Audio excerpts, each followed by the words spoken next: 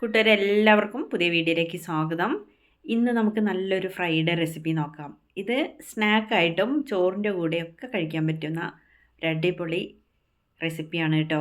മിക്കവാറും എല്ലാവരും കണ്ടിട്ടുണ്ടാവും, ചെയ്ത് നോക്കിയവരും ഉണ്ടാവും. ഞാൻ ഫസ്റ്റ് ടൈമാണ് കേട്ടോ ചെയ്യണത്. വീഡിയോസൊക്കെ കുറേ കണ്ടിട്ടാണിത് ചെയ്ത് നോക്കിയത്. സൂപ്പർ ടേസ്റ്റാണ്. ചക്കക്കുരു ഫ്രൈ, ചക്കക്കുരു വെച്ച് ഫ്രൈ ചെയ്തതാണിത്. അടിപൊളിയാണ് കേട്ടോ. ചക്കക്കുരു നമ്മൾ കറിക്കും ഉപ്പേരിക്കും ഒക്കെ എടുക്കാറുണ്ട്. എന്നാൽ ഇതേപോലെ ഒന്ന് ചെയ്ത് നോക്കൂ. ഫ്രഷായിട്ട് കുറച്ച് ചക്കക്കുരു എടുത്ത് വെച്ചിട്ടുണ്ട്.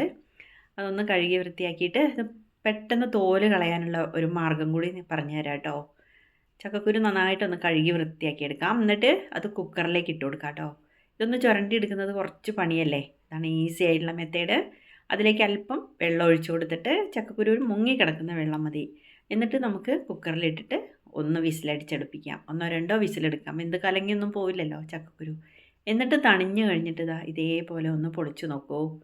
പെട്ടെന്ന് നമുക്കിത് അടർത്തിയെടുക്കാൻ പറ്റും. ചക്കക്കുരുൻ്റെ മേലെയുള്ള ഈ ബ്രൗൺ കളർ ലെയർ പോഷക സമൃദ്ധമാണെന്നാണ് പറയപ്പെടുന്നത്. അതുകൊണ്ട് അത് കളയണ്ട കേട്ടോ. കറിയിലിടുമ്പോഴും തോരൻ വയ്ക്കുമ്പോഴും ഒക്കെ നമുക്കത് കഴിക്കണം. അത് കഴിച്ചാൽ വളരെ നല്ലതാണ് എന്നാണ് പറയപ്പെടുന്നത് കേട്ടോ. വിറ്റാമിൻ്റെ കലവറയാണെന്നാണ് പറയണത്.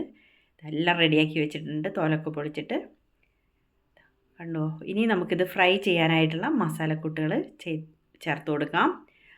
ആദ്യമായിട്ട് ഇതിലേക്ക് അല്പം മുളക് പൊടിയാണ് ചേർക്കേണ്ടത്. ഞാനിതൊന്ന് കട്ട് ചെയ്തെടുത്തു കേട്ടോ. നെടുകെ ഒന്ന് കട്ട് ചെയ്തു. നമ്മൾ മസാലയൊക്കെ ചേർക്കുമ്പോഴേ ഒന്ന് പിടിക്കാൻ വേണ്ടിയിട്ട്. ഇനി അതിലേക്ക് അല്പം മുളക് പൊടി ചേർത്തു.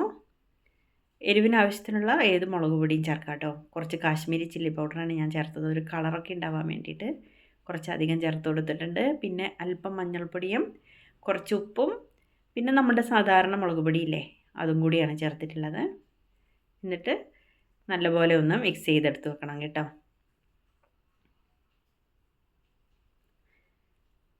പൊടികളെല്ലാം ഇതിലേക്കൊന്ന് പിടിക്കട്ടെ. ഒന്ന് നന്നായിട്ടൊന്ന് മിക്സ് ചെയ്ത് വെച്ചിട്ടുണ്ട്. പിന്നെ ഇഞ്ചി വെളുത്തുള്ളി പേസ്റ്റ് ഒന്ന് ചതച്ചത് വേണമെങ്കിൽ ഇടാം. ഇനി വേണ്ടത് അതിലേക്ക് പൊടികളാണ്. കോൺഫ്ലവറാണ്, 1 സ്പൂൺ കോൺഫ്ലവറാണ് ചേർത്ത് കൊടുത്തിട്ടുള്ളത്. പിന്നെ നമുക്കതിലേക്ക് കുറച്ച് വെളുത്തുള്ളി ചതച്ചിട്ട് കൊടുക്കാം. അത്യാവശ്യം വെളുത്തുള്ളി ചേർക്കാം. ചക്കക്കുരു അല്ലേ, ഗ്യാസൊക്കെ ഉണ്ടാവില്ലേ, അതും കൂടി ചേർക്കണം, നല്ലതാണ്. പിന്നെ അല്പം അരിപ്പൊടിയാണ് കേട്ടോ ചേർത്തത്. ഒന്ന് ക്രിസ്പി ആയിരിക്കാൻ വേണ്ടിയിട്ടാണ്. നമ്മൾ ഫ്രൈ ചെയ്യുമ്പോൾ രണ്ടും കൂടി മിക്സ് ചെയ്തിട്ടൊക്കെ ഇടില്ലേ, അതേപോലെയാണ് കേട്ടോ. ഇനി നമുക്കതിലേക്ക് അല്പം ചെറുനാരങ്ങയുടെ ജ്യൂസ് ഒഴിച്ചു കൊടുക്കാം കേട്ടോ. ഒന്ന് ടേസ്റ്റൊക്കെ കിട്ടാൻ വേണ്ടിയിട്ടാണ്. ഓപ്ഷണലാണ്, ഉണ്ടെങ്കിൽ ചേർത്താൽ മതി. ഇല്ലെങ്കിൽ അല്പം വിനാഗിരി ആയാലും എന്നിട്ട് അത് നന്നായിട്ടൊന്ന് മിക്സ് ചെയ്യാം. പൊടിയൊക്കെ ചക്കക്കുരുയിൽ പിടിക്കട്ടെ. ഒരല്പം വെള്ളം കൂടി ഒഴിക്കാം. അല്ലെങ്കിൽ പൊടി മാത്രം വേറെ സെപ്പറേറ്റ് നിന്നാൽ നമ്മളതേപോലെ എണ്ണയിലിട്ട് കഴിഞ്ഞാൽ പൊടി വേറെയും ചക്കക്കുരു വേറെയാവും.